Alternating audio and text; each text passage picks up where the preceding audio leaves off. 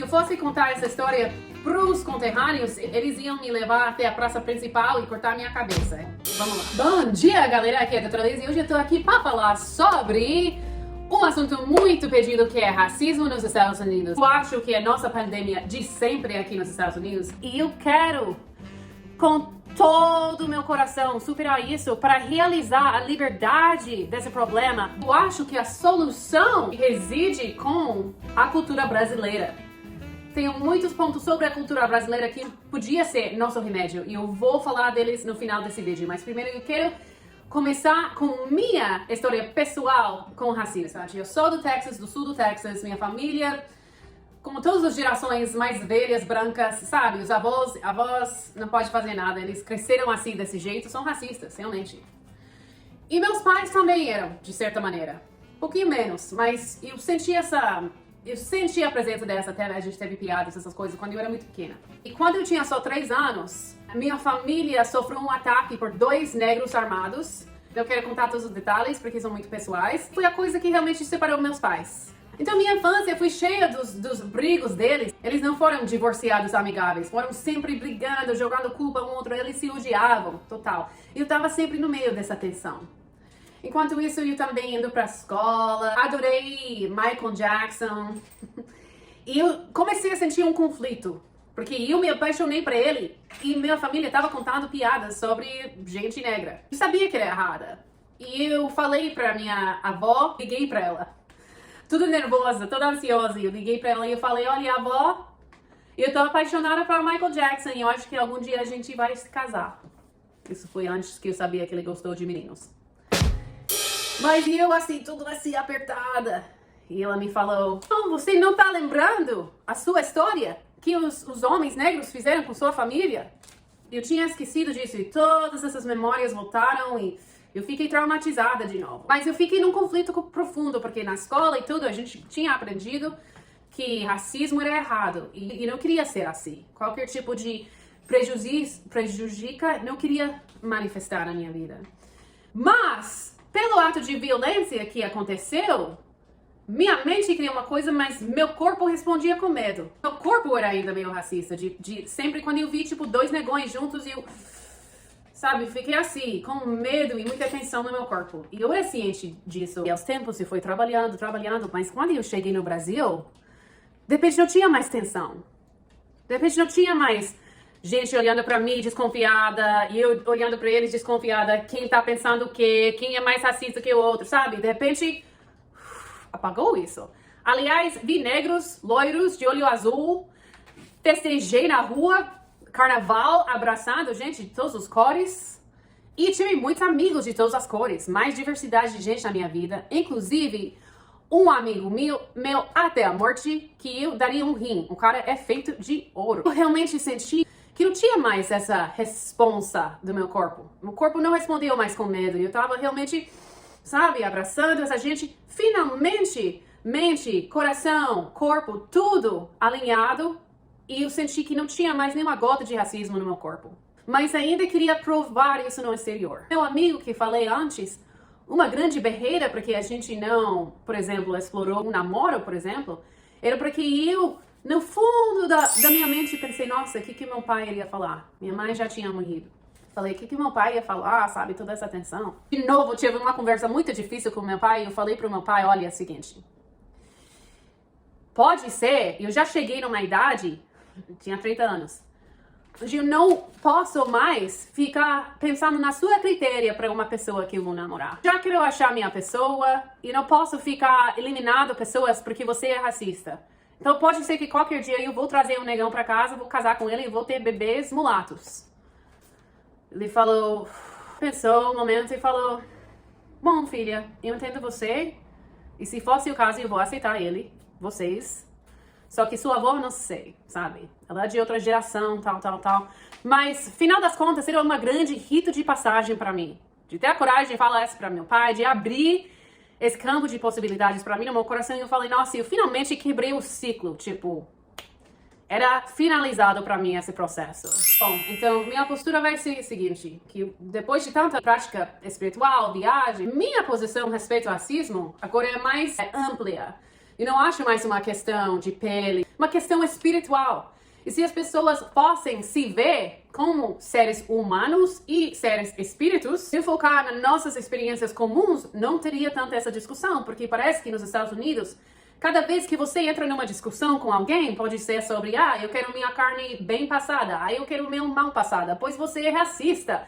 Não sei como chegamos a esse, mas sempre, tipo, o insulto que vai atrás de qualquer coisa é, mas você pensa assim porque você é racista. Hoje em dia parece um concurso entre os brancos para chamar o outro de racista, porque chamando ele de racista quer dizer que eu não sou racista, entendeu? E eu vi esse jogo acontecendo e eu falei, eu não quero entrar nesse jogo, um gasto de tempo, um gasto de vida. E eu acho que eu tô somente botando mais gasolina no fogo. Essa é uma questão espiritual e também política, porque o governo quer nos dividir. Eles querem que os brancos e negros e homens e mulheres e homossexuais e heterossexuais e brigando entre eles para não notar que realmente 1% da população está roubando a riqueza dos outros. A gente fica brigando sobre você usou aquela palavra, então você é racista, sabe? Os detalhes que realmente vai distraindo as pessoas. Então, nosso pão e circo de distração. E foi assim, indo, piorando cada vez mais com esses atos de brutalidade, polícia, que quando aconteceu, 1 ano atrás, a morte do George Floyd, falei, nossa, agora eu perdi a esperança. Que os estadunidenses, eles não vão se recuperar desse problema antes da minha morte. É pesado. Eu não quero isso. Eu quero uma carnaval com minha gente. Eu quero sentir como brasileira com as raças, não como americana, mas as pessoas me obrigam a levar esse papel. E não ficou mais óbvio depois desse acontecimento. Porque teve um roteiro no social media que todos os brancos estavam falando. O concurso ficou assim, clímax, tipo Big Brother Survivor. Todos os brancos botando no seu Facebook, no seu Instagram, eu dei conta que realmente sou racista, realmente sou errada, realmente eu tô de um nível subconsciente apoiando white supremacy, essas coisas. E esse era, tipo, o depoimento de tudo branco, de tudo pessoa branca no Facebook. Eu refleti comigo mesmo. Pensei na minha evolução muito intencional para superar isso na minha vida desde 3 anos de idade. E eu falei, sinceramente, eu não acho que essa é a minha história. Sinceramente, eu não acho que eu tenho mais nenhuma gota disso dentro de mim. Então eu não vou falar mentiras. E eu falei isso pra minha amiga, vamos chamar ela de Maria, ou Mário, no caso, aquela amiga. Contei a mesma história pra ela que eu contei pra vocês. E ela falou, Liz, você não pode falar isso. Eu falei, mas por quê? Ela falou, porque essa é white supremacy, é white privilege para você falar. Ninguém se importa com sua história hoje. Os brancos já teve seu momento. Agora é o momento dos negros falarem suas histórias. Então, você botar na sua história pra frente, você tá tirando o foco deles e ninguém quer ouvir. Eu falei, meu Deus, mas isso não é racismo? Ela falou, Liz, racismo só acontece com branco cometendo contra negro, não ao reverso. Eu falei, mas fale sério, eu aprendi que racismo era julgar uma pessoa, a caráter de uma pessoa sobre traços superficiais que nem a cor de pele. Agora você tá me falando que é só branco contra gente que não são branco? Você tá me dizendo que a própria definição de racismo é racista? Então a gente ficou obrigada, que nem sempre. Eu resolvi, com todas as pessoas botando coisas na Instagram, tal, que eu ia não falar nada. Até fiz entrevista com alguns amigos meus negros, falei, eu já falei alguma coisa que ofendi? Numa boa, fala pra mim, eu quero saber.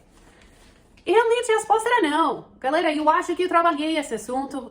Aliás, tive uma amiga que era uma outra professora de yoga. E ela teve todos os dias, várias vezes ao dia no seu Instagram. Black Lives Matter, aula para gente negra de graça. Os brancos são os filhos da puta. Dia atrás dia.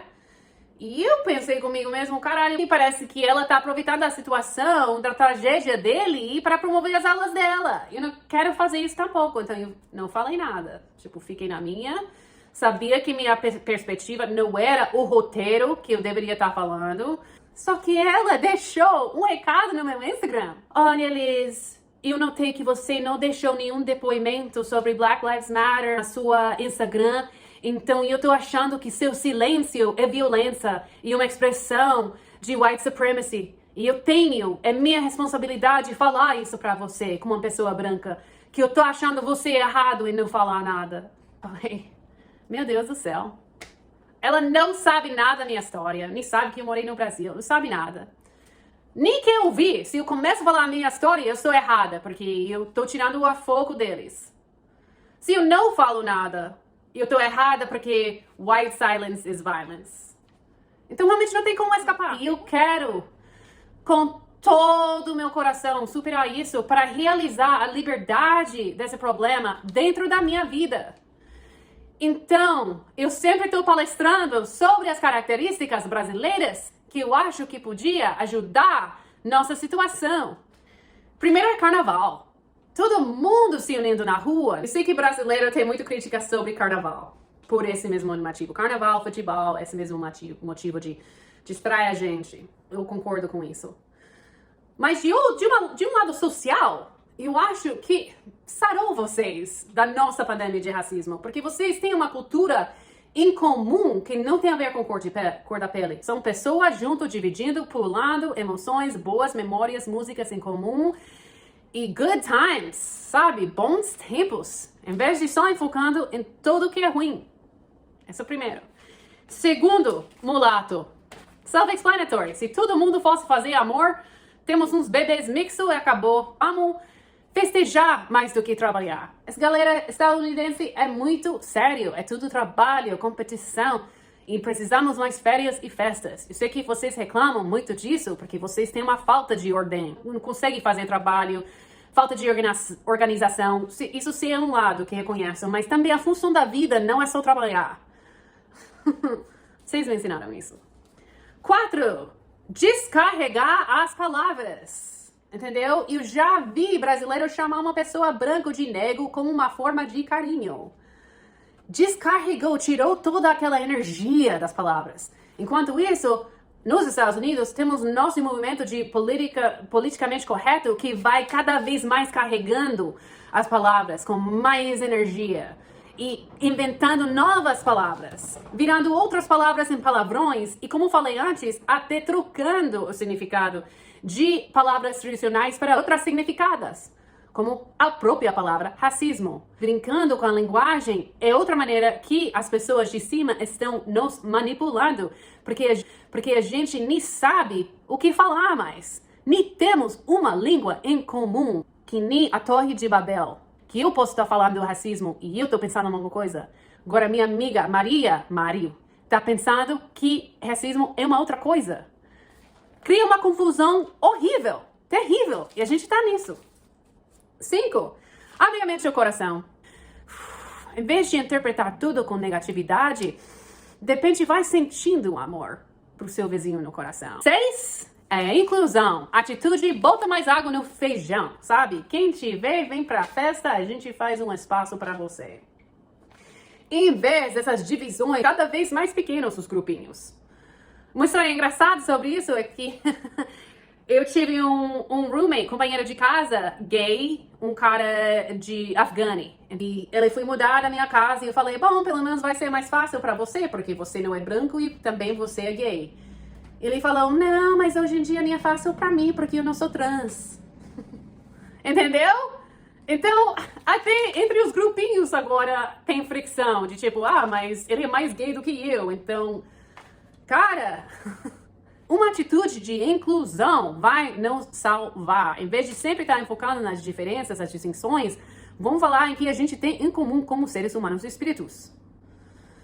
E francamente, eu tô impaciente para isso. Eu não quero realizar isso em 10 anos, porque eu achei 10 anos atrás a gente realizar isso. Eu quero isso para hoje. Hoje.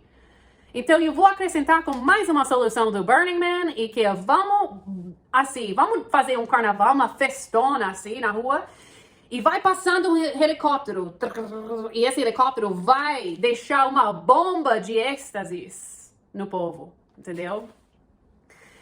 Êxtasis. Já fiz uma vez e foi suficiente para aprender o lance dele. Abre o coração pra caralho, galera. Eu vi um sapo na rua que de repente é o animal mais feio do mundo. E fiquei cantando junto com ele, falando pra ele que ele era o ser mais bonito que eu já tinha visto, que o canto dele era lindo, que a pele dele era lindo, que servia a função da natureza tão perfeito ao ser dele. Isso que a gente precisa. De fato, a organização MAPS tá dando êxtases para os israelis e os palestinos para abrir a conversa e criar paz entre eles. E eu tô a favor, porque acontece rápido. Dentro de umas horas, já abriu seu coração, você já tá vendo a beleza da pessoa e que essas discussões e esse ódio realmente é um gasto da vida. Quem tá aí comigo, galera? Levanta a mão, comenta aí. Esse ponto de vista meu não é nada popular, não posso falar com o meu povo, falando com vocês. E eu não acho que é uma perspectiva racista. Mas tem gente, como te falei, aqui nos Estados Unidos, tão criativo que eles podem tomar minha atenção e gerar alguma coisa racista dele. É isso aí que é a situação que a gente tá. O que vocês acham? Por favor, deixem seus comentários aí. De repente eu tô errado, de repente existe muito mais racismo no Brasil do que eu sei. Mas cada vez que eu questiono isso, eu fico pensando numa discussão que eu tive com um namorado meu sobre a raça do Ronaldo. Vocês lembram um cara de futebol que teve uma situação aqui e namorava aquele top que parece um extraterrestre? Cicarelli, Daniela Cicarelli. E eu fiquei comentando, nossa, sabe, sei lá, mencionei que eu achei o cara era mulato. E meu namorado falou, não, ele é branco. Falei, você tá louco, você tem que ver a cara, sabe? O cabelo, tudo, são traços de africano. Meu namorado falou, não, ele é branca, ele é rico, namora aquela top. Eu falei, então só porque ele é rico, quer dizer que ele deixou de ser negro? Essa é outra questão, né? Que é mais classismo, eu acho que racismo, mas ao mesmo tempo mostra que a raça é mais fluido no Brasil do que aqui. Então, essas são minhocas na cabeça para ficar pensando. Então é isso aí, galera. Por favor, deixe seus comentários lá embaixo. E obrigada por ficar ouvindo um assunto tão quente e abrindo esse espaço para mim. Até a próxima.